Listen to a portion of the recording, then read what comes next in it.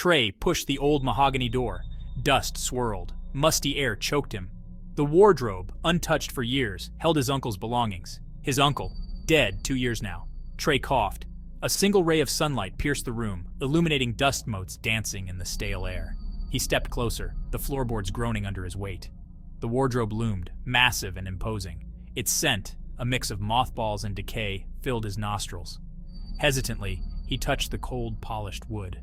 A strange tremor ran up his arm. He ignored it. He pulled open the heavy doors. The scent intensified, making his eyes water. Inside, clothes hung limply, draped over yellowed hangers. Suits, shirts, trousers, all untouched, frozen in time. Like his uncle's legacy. Trey reached for a tweed jacket, its rough texture familiar. His uncle had always worn it. He remembered the scent, too, pipe tobacco and old books. He pulled the jacket on, surprised by its perfect fit. A shiver danced down his spine. It felt wrong. He buttoned the jacket, the worn fabric strangely warm against his skin. He ran a hand over the lapel, feeling a strange energy thrumming beneath the surface. It was as if the jacket itself were alive. His heart beat faster. He should take it off. He reached for his own jacket, intending to replace it, but hesitated. He looked in the mirror, really looked. He looked different, older, more distinguished. The face staring back at him held a faint, unsettling familiarity. He tried to shrug off the feeling, but it clung to him like the scent of dust and decay clinging to the clothes. His reflection, however, was undeniable. His eyes seemed colder, his jaw more set. There was a hardness there that hadn't been before. He ran a hand through his hair, suddenly feeling self-conscious. The reflection mimicked the movement. He felt a chill, despite the warmth of the jacket. It was more than just the clothes. Something was different, something deeper. Something was wrong. He left the room, the floorboards groaning their familiar song. He descended the stairs, each step heavy, deliberate. His reflection in the hall mirror startled him. It wasn't just his appearance, but his posture, his bearing. He looked confident, powerful. His mother greeted him from the kitchen, her smile fading as he entered. "Trey, is that you?" she asked, her voice laced with concern. He frowned, surprised by her reaction. "Of course it's me," he replied, his voice deeper than he remembered. You seem different," she stammered, her eyes wide with apprehension.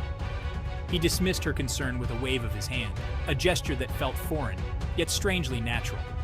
He felt a surge of impatience he couldn't explain. He left his mother standing in the kitchen, her worried gaze following him. He felt no need to explain himself. A strange sense of detachment washed over him, replacing his usual empathy. He didn't care about her concern.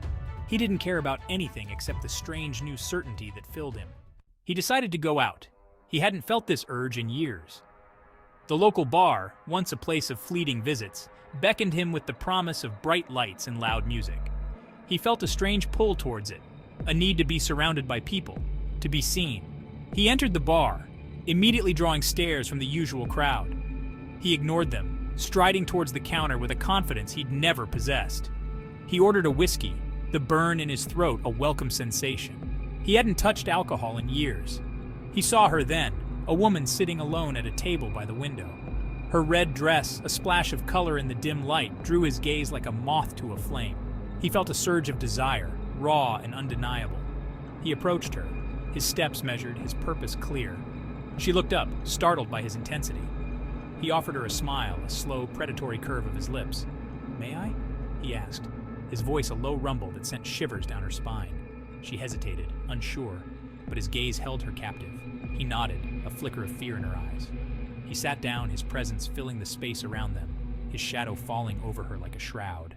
He spent the evening talking to the woman, spinning tales of far-off places and daring adventures. He had her completely captivated, her initial fear replaced by a hesitant fascination. He felt powerful, in control, feeding off her nervous energy. He walked her home, his hand resting possessively on the small of her back. He leaned in close, his lips brushing against her ear as he whispered, "You remind me of someone," his voice husky with a strange, unfamiliar accent. She shivered, her eyes wide with a mixture of fear and excitement. He left her at her doorstep, a promise to call hanging heavy in the air. He turned to leave, a triumphant smirk playing on his lips. He had her exactly where he wanted her. He'd learned from the best, after all. Uncle Ben had taught him well. He walked away, his shadow stretching long and distorted in the moonlight. He chuckled, a deep rumbling sound that echoed in the stillness of the night. He had everything he ever wanted. He was in control. He was free. He was Uncle Ben. Like, share, comment, and subscribe to Freddy K Stories to catch the next spooky tale.